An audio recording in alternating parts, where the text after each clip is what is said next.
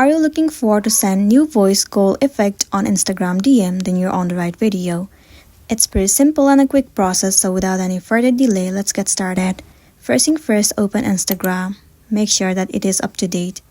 Once you're inside the home page of application, head over to your inbox section. Now move into the inbox of the person that you want to send the goal voice effect. Once you're inside the page, click on this mic icon in order for you to record your voice. Now record anything related to football.